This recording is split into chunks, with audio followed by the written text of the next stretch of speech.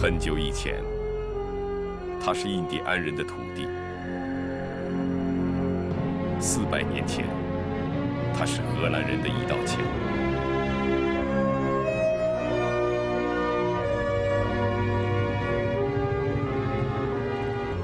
200年前，它是梧桐树下的金融种子。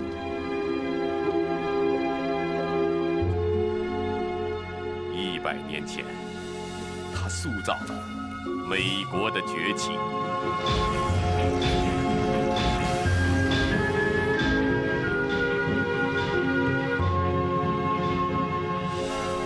今天，它是一张洒向世界的金融之网。这张网强大与脆弱，光明又黑暗。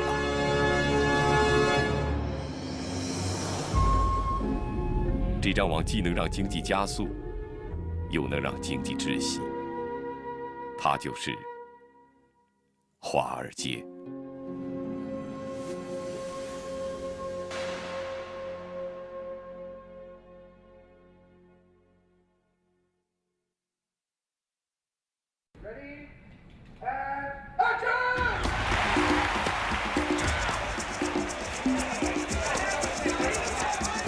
这是好莱坞电影《华尔街金钱永不眠》的拍摄现场。现在正在拍摄的是2008年金融风暴来临时，华尔街的混乱景象。Yeah, you know I know. 金融危机让好莱坞再次将华尔街搬上银幕。然而，在艺术作品中，华尔街常常以备受争议的面目出现。There's no black and white. Wall Street's good, Wall Street's bad. I don't take that point of view. I think we have fun playing the middle. We try to figure out what's good, what's bad. Wall Street deployed into the economy to invest in businesses, to invest in projects, to make things happen on a big scale that no single individual could happen to manage.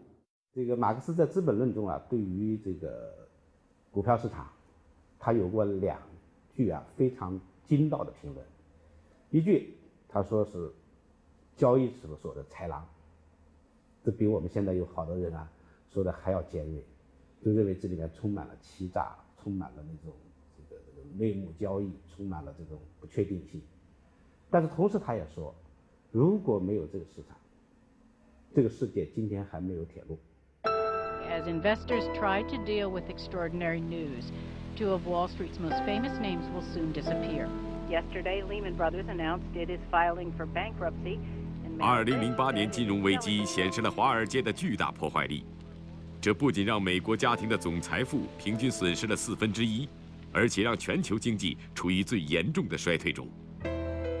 然而，近200年来的历史证明，华尔街创造出的财富远远超过它对财富的破坏。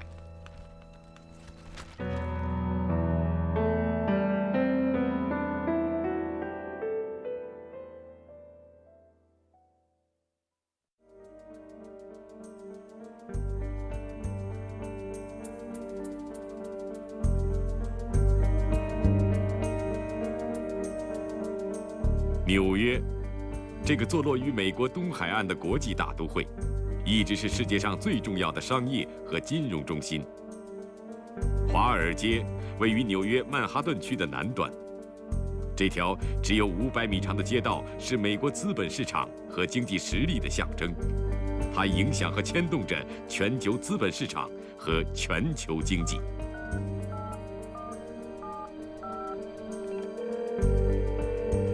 What's up, Mark? What about the overseas markets?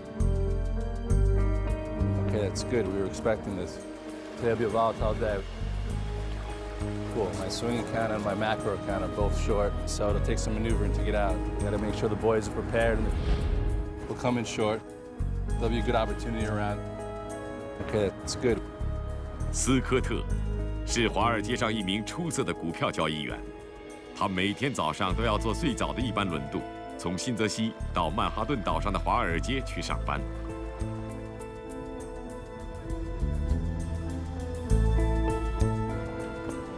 现在的华尔街已经进入无眠时代，互联网的广泛应用，将世界各地的资本市场编织在一起。成为一张笼罩全球的资本之网。位于网中央的，就是华尔街。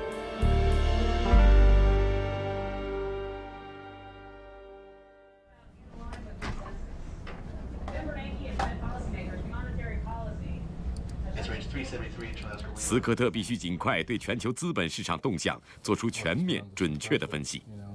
正是依靠华尔街这张资本之网，斯科特公司的交易活动打破了时间与空间的限制。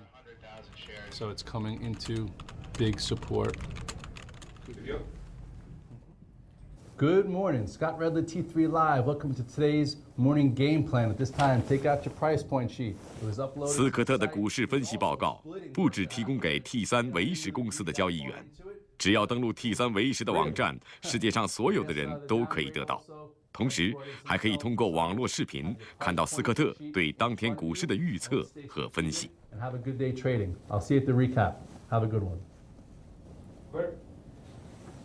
A user in Beijing can get the same information that we sent out 2 seconds later.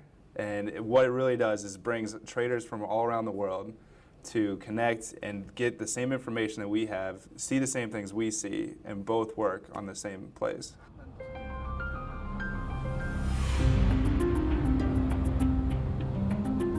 纽约是美国最大的城市，下辖5个区，拥有1800万人口。曼哈顿区是纽约的市中心，纽约的主要商业、贸易、金融、保险公司大都分布在这个面积不足60平方公里的岛屿上。美国最大的500家公司中，有1/3以上把总部设在曼哈顿。在曼哈顿设立分支机构，成了世界各大金融机构身份与影响力的象征。曼哈顿的南端是以华尔街为中心的金融区，这里是世界上就业密度最高的地区。在1平方公里内云集着2000多家金融机构和将近40万金融从业人员。正是这1平方公里，把纽约造就成世界金融中心。New York is the United States connection and gateway to the global economy. Our companies were the first to take America into the global economy through largely the financial services industry and Wall Street. And they are what has attracted international business to come and invest in the United States. The Wall Street and the banking industry are about almost as much of our city tax revenues. 华尔街聚集着大量的金融机构，国际上著名的金融机构，在这个华尔街都有它的总部。那么这些金融机构在操作着这些资金的流动。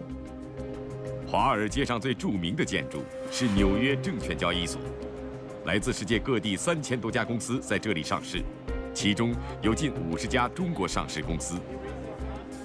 无论是上市公司发行股票筹集资金的数额，还是上市交易股票的总价值，纽约证券交易所都是当今世界上规模最大的证券交易市场。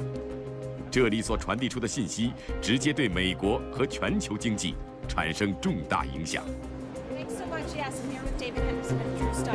Hey, so what do you Nicole. think of this market here today, David? I think the market is phenomenal. The bulls are still in control, totally. I mean, we opened in the hole. 在经济全球化的今天，每天全球外汇市场的交易额达到2万亿美元，每月股票市场成交额达到7万亿美元，每周、每天、每时、每刻，资本都在不停息地流动着。金融的全球化让我们看到一个金融星球的出现。在这个星球上，华尔街的影响力变得尤为明显。华尔街它的地位呢，是因为它是全球最大的、最重要的金融中心但是它的背景是在于金融在现代经济中的作用。金融的全球化在这个整个经济全球化的意义。即将开始的纽约证券交易所充满紧张与期待，交易员们就如同进入临战状态的士兵。华尔街是以财富多少论输赢的地方。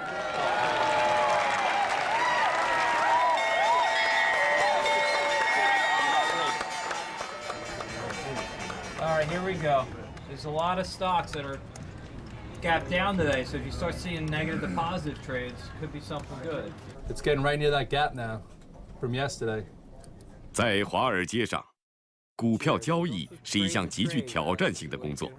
这些来自哈佛、耶鲁等名牌大学的优秀毕业生，能够进入华尔街并且成功的生存下来，必须要面对非常高的淘汰率。能够进华尔街呢，那真是精英，每个人都聪明。华尔街的规则呢，就是丛林法则，胜者为王，败为寇。一旦你进入到这个里面了，它就成为一个丛林了，你就要把自己从兔子要变成羊，把自己从羊要变成狼，要不然的话你就被别人吃掉。And it was easy, and sometimes the market is easy or easier, and there's more volatility. But when the tech bubble burst and went from 5,000 to 1,000, it plunged everyone out of the market. But what it did is there was a new generation of disciplined, active traders like myself. We went from 400 down to 30. But then those 30 traders do everything that we can to be successful. 残酷的生存竞争给在华尔街上站稳脚跟的人带来丰厚收入。2007年，华尔街投资银行高盛公司3万名员工的平均收入为66万美元。同样是常春藤的毕业生，在华尔街工作的毕业生平均工资是其他毕业生的3倍。残酷的竞争也在不断激发着华尔街的创新意识。This is something that we developed down here over the last 4 or 5 years or so. Send the order flow right out to them, go right on the tape, and then we come out here on this tape up here. That goes out all over the world. Everyone gets to see it. They get to see that stocks are trading and things are going on.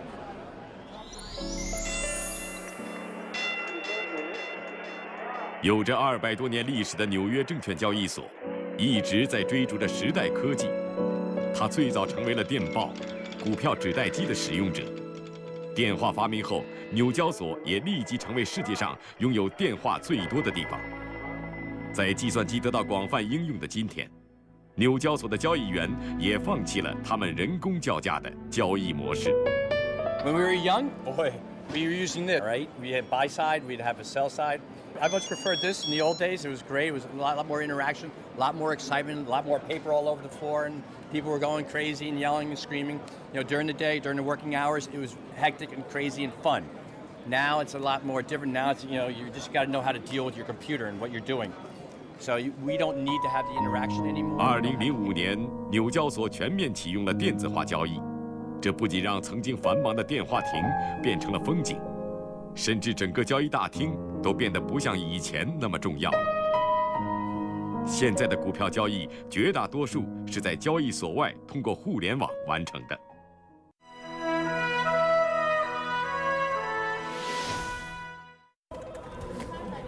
Simon, I see the Goldman Sachs. Now, a lot of the stuff we do internally up here that used to go on throughout the day down there. So we find now that if you go down there and visit, more of the action is on the openings and on the close. And they've lost a lot of volume intraday, and we do a lot of it here. 如今，华尔街的科技创新进入了一个新时代。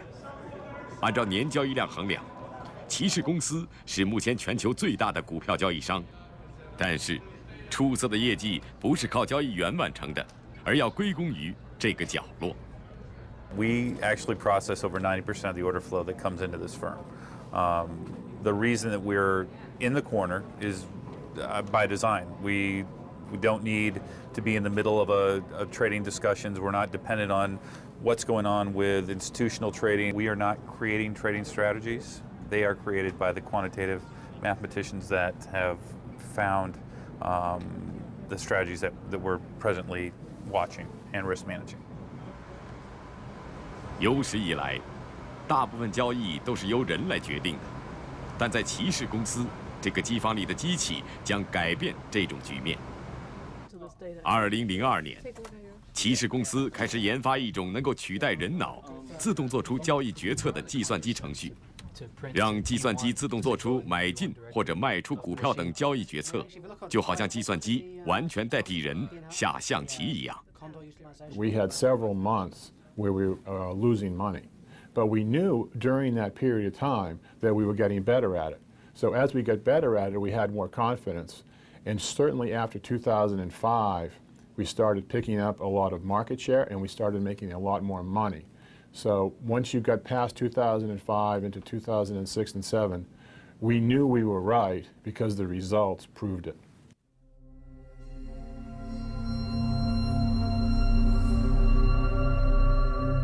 也许在不久的将来，华尔街上交易公司之间的竞争将不再是谁拥有最优秀的交易员，而是谁控制着更为强大的技术研发力量。科技的创新会将华尔街带向哪里？电缆会不会成为华尔街的主体？人工交易员会不会被电子交易员所取代？科技给华尔街带来了更高的效率，但同时也可能让华尔街变得更加脆弱。2010年5月6日，道琼斯指数在5分钟之内突然下跌998点，这是道琼斯历史上最大的单日内下跌。事后调查表明，计算机自动交易可能就是暴跌的原因之一。Ready, lights, roll sound, action! 电影《华尔街金钱永不眠》重要拍摄场地就设在骑士公司的交易大厅。变形金刚的男主角拉伯夫变成了华尔街上的交易员。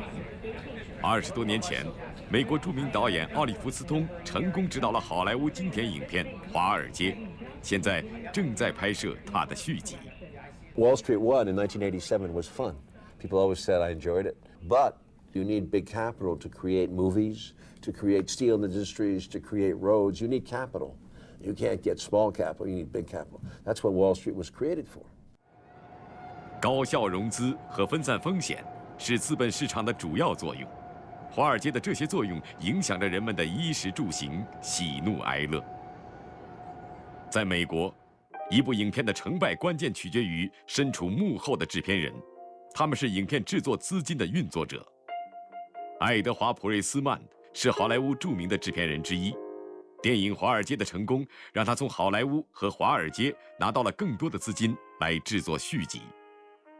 Yet it's a real treat to be able to regroup again and have but I think the stakes are a lot higher. Wall Street and Wall Street 2 are being paid for entirely by Fox. There are film funds that Fox works with that shares the risk. 好莱坞拥有世界级的娱乐产业，引领并代表着全球电影制作的最高水平。从《星球大战》到《泰坦尼克号》，再到《阿凡达》，几乎所有风靡全球的、制作费用高昂的影片都出自好莱坞，这绝非偶然。好莱坞的著名电影娱乐公司在他们的成长过程中，大都得到了华尔街的帮助，为他们筹集了大量的资金。目前，迪士尼、时代华纳、威尔康集团等影视娱乐公司的股票还在华尔街交易。福斯电影娱乐公司的母公司新闻集团也是纳斯达克的上市公司。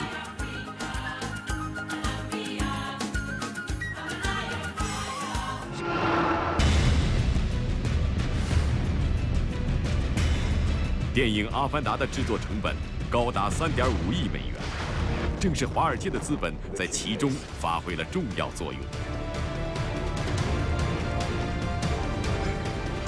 And in this case, in the case of Avatar, we also had investors in the film who wanted to be a part of it. And so we shared the risk, and we will share some of the benefit. And so it works for everyone concerned. You will never be one of the people! Good.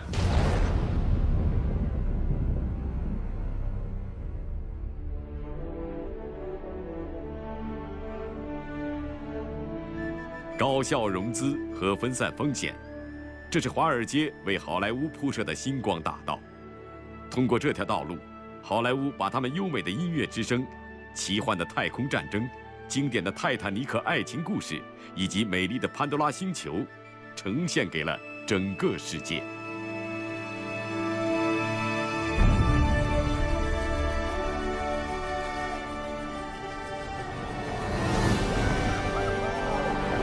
华尔街承载的不仅只是一个骁勇善战的阿凡达，它几乎穿行于世界的每一个角落。现在，来自全球的7000多家公司选择在华尔街上市交易，这其中包括了490多家世界500强企业。作为世界金融中心，华尔街这张资本之网已经辐射到了全球所有的经济领域，无论是农业还是能源业、交通运输业，利用华尔街的力量，一个个小公司成长为跨国公司，并支撑着美国经济的强大。Yum Brands, we made the decision to be in the New York Stock Exchange when we were spun off from PepsiCo. We're the #1 international retail developer in the world. Yum Brands is opening up about 1,500 restaurants outside the United States every year, and that makes us the largest retail developer in the world. And the international arm of Yum is really the driver of all our new unit development. Time has showed us over the last 123 years that when you do these things, when you are a good steward and you run your business well, and you take care of the brand and you grow it, and to produce financial results that are consistent, then the stock will perform. Wall Street generated a lot of opportunities for a lot of people. 欧洲、亚洲等世界其他地区的企业也借助于华尔街的力量，完成了他们的强大之路。Here is headquarters of Royal Dutch Shell, because from 1907 to 2005 it had continued as two different listed companies, and they were then combined into one company with only one board, one chief executive. It took almost 100 years from combining the operations to combining the companies into one company listed in 3 places, in Amsterdam, London, and New York. Shell's the #1 when it comes to LNG, liquefied natural gas.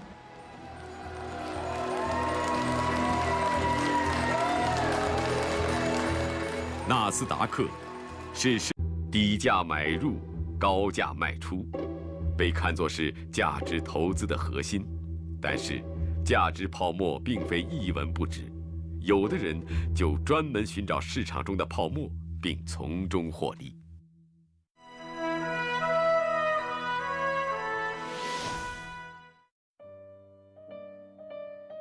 I made my first investment in the stock market when I was a child, actually. My father encouraged me as a young boy to invest in the stock market because he said you will never get rich working for someone else. I bought into the market right at the top. I took money out of my account for college. I think I probably lost money. Best lesson I learned from my financial career, that in fact stocks can go down as well as up, and the best intentions don't always pan out. 早年失败的投资经历，把一个10几岁的少年留在了证券市场。今天的查诺斯已经成为美国最负盛名的投资大师之一，他掌管着70亿美元的资金。在2008年金融危机中，他的投资回报高达50%，成为那一年最赚钱的投资人。People who just simply want to say, "Oh, bull markets are good and bear markets are bad," I think are going to do themselves a disservice as a marketplace investor. I think that people have to pretty much rationally understand that prices go too far on the upside, they go too far on the downside. 查诺斯认为自己与大多数投资者不同的是，他是一位在熊市中赚钱的人，他的操作手段是卖空。Any business that gets its money up front for doing something in the future is selling short.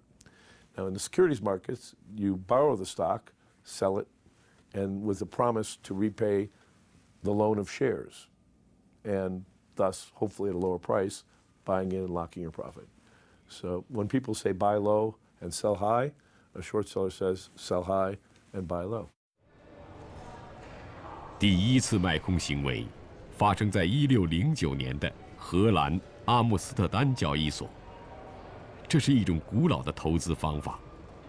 当投资人认为股票或者股市会下跌时，就向证券商借股票并卖出，等股票下跌时再买回股票还给证券商，赚取其中的差价。作为华尔街最权威的卖空大师，查诺斯的投资行为经常被看作是市场波动的前沿信号。2008年3月13日，查诺斯接到了华尔街一家名叫贝尔斯登的投资银行首席执行官的电话。He asked me to go on television the next morning to basically say my firm still had money on deposit at Bear Stearns, which we did, by the way, and to tell everybody that I still felt it was a great firm and that things were fine. 贝尔斯登曾是华尔街第5大投资银行，在2008年3月，公司出现了严重的资金问题，而就在查诺斯接到电话的第2天，他就从新闻里看到了贝尔斯登被收购的消息。It would have made me look pretty stupid had I got on TV to say everything was fine. I think, and also how desperate they were to just to do or say anything in their last moments.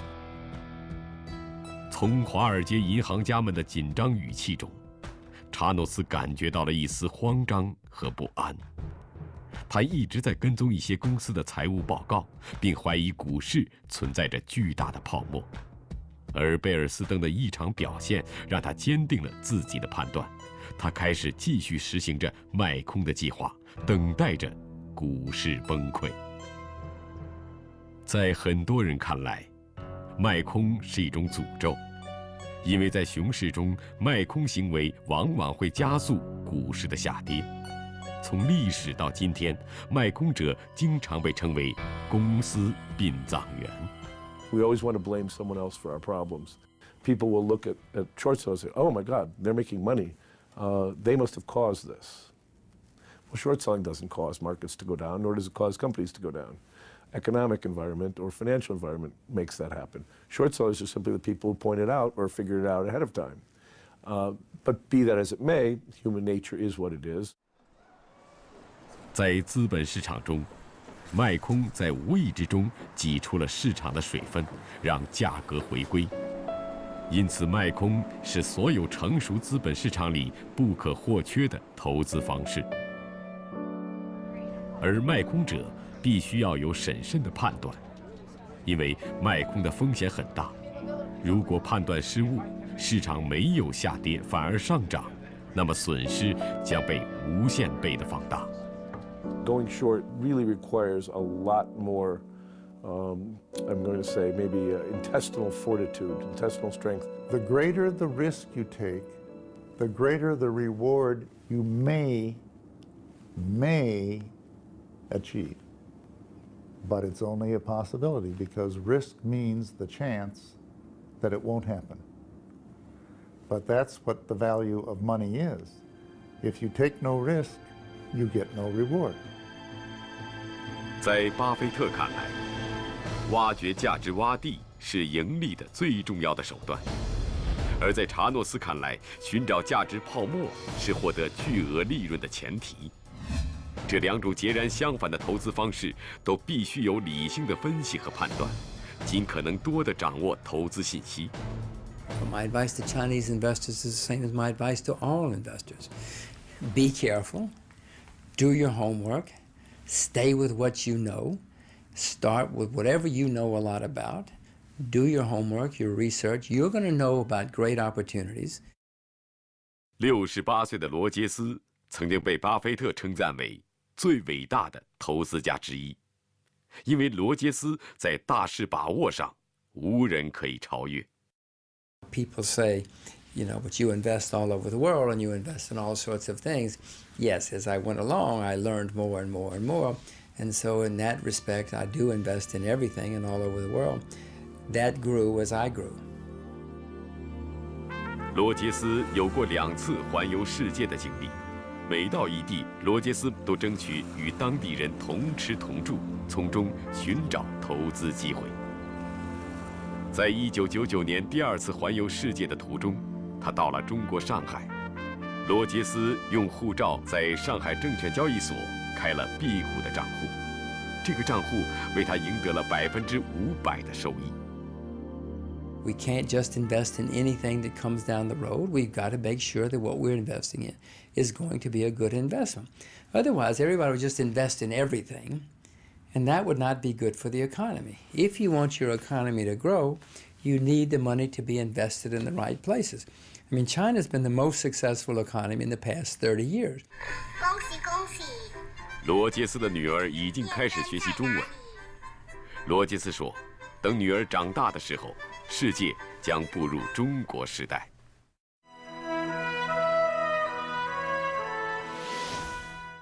This was my 40th anniversary, and I rang the bell at the New York Stock Exchange. My dog's up here somewhere. Now, where is she? I have to take my glasses out. Somebody was probably holding her. 这位老人被称为华尔街第一女人。希伯特是一位股票经纪人，也是第一个在纽交所获得经纪人席位的女性。而她进入华尔街源于一次偶然的旅行。I took a tour in New York, which included the stock exchange, and it looked exciting. They used to allow people to go up to the balcony then, and you could watch what was going on. And I said, if I ever move to New York, maybe I'll try to get a job here. 不管你来自哪里，纽约这座城市永远吸引着那些有天赋并渴望财富的年轻人。拥有会计专业背景的希伯特成为了华尔街股票市场中的一位女性从业者。I got a job and I learned how to trade stocks. There was, and there may still be, a prejudice. I was making a little over half of what the men were making. 早期的华尔街是男人的天下，女人的禁地。这条不成文的规则，直到100年后才逐渐被打破。19世纪末，妇女的独立人格才被确立。在一则商业广告中，第一次出现了妇女形象，她们也开始追求自己的财富。但是，华尔街的核心地带纽交所仍然是男人的领地。直到1967年12月28日，第一张女性的脸出现在交易大厅，成为1366名交易员中的唯一女性，她就是希伯特夫人。This was signed by all the people in my office. And it said, Muriel Siebert, a selling analyst, reputed to earn $500,000 a year, stands ready to become the first woman. That obviously happened. 在上世纪60年代，华尔街能接纳一位女性成员，除了妇女社会地位得到提高之外，还有一个重要原因。从上世纪中叶开始，美国资本市场从个体投资者向机构投资者转变，许多机构纷纷招募金融人才。They don't talk to each other and buy things, but when they know nothing about them, the institutional investors, their job is to actually look at the companies and see what's actually going on in those companies, so that the prices of the companies have something to do with what's actually going on. 今天，大部分投资机构并不在华尔街上，而是聚集在曼哈顿中城的几条主要街道。他们是资本市场中的职业投资人。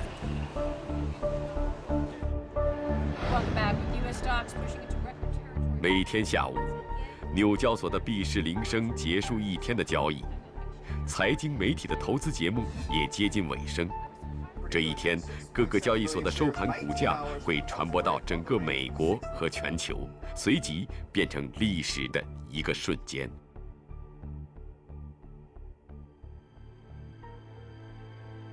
结束了一天的繁忙，交易所逐渐安静下来。而在场外，一场更加紧张和细致的工作才刚刚开始。对于投资机构的专业投资人来说，投资市场没有黑夜和白昼。It's certainly a part of my life. if you don't feel so passionately about it, you can't be good at it. Set my alarm for an ungodly hour and wake up at 3 a.m. and, you know, listen to a conference call. So it can be demanding. It never stops.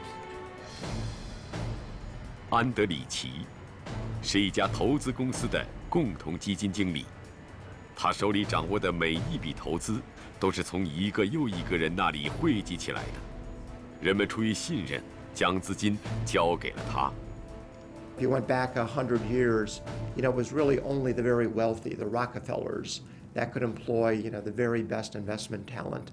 But the average factory worker, the average man on the street, really could not afford to hire talent to invest their savings, which were, you know, quite small. But with a mutual fund, now with very little assets, and investors can tap in to the very best investment talent around the world, I think is a very exciting, very compelling, very democratic idea. 美国第一家共同基金诞生在1924年的东部城市波士顿。哈佛大学的200多名教授将总共5万美金交给了马萨诸塞投资信托公司，他们要求代理投资的成本控制在5%以内。The share prices were so high that the common person couldn't afford to buy a diversified pool of securities. So the mutual fund idea was that you would pool many, many individuals' money together so that someone could go to the market and buy a diversified portfolio of securities. 1年之后，这支基金金额达到39万美元。但是，这样好的成绩并没有改变美国人的投资习惯。大家更愿意自己拿着资金直接进入资本市场投资。So a mutual fund kept people right at the market. That was the great advantage, though nobody realized it in 1924. 在1929年的大萧条之前，每个市民几乎都是投资者。但是，大萧条的到来让很多普通投资者血本无归。纽约的高楼成了投资失败者跳楼寻找的自杀场地，许多普通投资者纷纷撤离资本市场。Because the stock market crashed in 1929, that obviously created a lot of panic and obviously people's skepticism about the stock market. So it took years after that for not only the stock market to recover, but for the economy to begin to do better, for it to really gain traction as an institution, as a product that you know, the person on the street could invest in. So as we looked at that period of time, it wasn't really until 20 years after it was created, in the 40s after World War II, when the fund really began to accelerate its asset growth. 无数个人投资者的失败经历，让人们开始尝试将资金交给投资机构。个体投资者逐渐退出第一舞台，专业机构投资粉墨登场。今天，美国共同基金数量大约有1万个，管理的资产总额为12.9万亿美元。Management of those pension funds helped to create a whole new industry here in the United States, which was the independent investment management industry. And that gave rise to the need for many, many qualified finance professionals to help manage all of this money that had been created as a result of ERISA, rising wealth in the United States.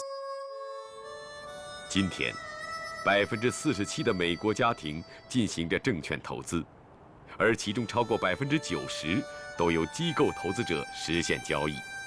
但是，将资金交给基金公司管理，并不意味着就进了保险箱。October 19th, 1987, when the Dow Jones Industrial Average fell 500 points in one day. It was unexpected, it was unprecedented, it never happened before, that great a drop. In those days you had to click on it to refresh the screen, it didn't happen automatically. Every time we did it, it went down further. And it was lower and lower and lower. 当天早上，纽交所一开盘就跌去76点，一种不祥的预感笼罩着华尔街。从上午9点30到11点钟，道琼斯工业平均指数一路下行。It was amazing. We could, and it was a bright sunny day. I remember that. It was a beautiful fall day. And I remember looking from that stock monitor out the window to see people enjoying the sunshine and walking around. And I thought, this is a calamity. They don't even know it's happening.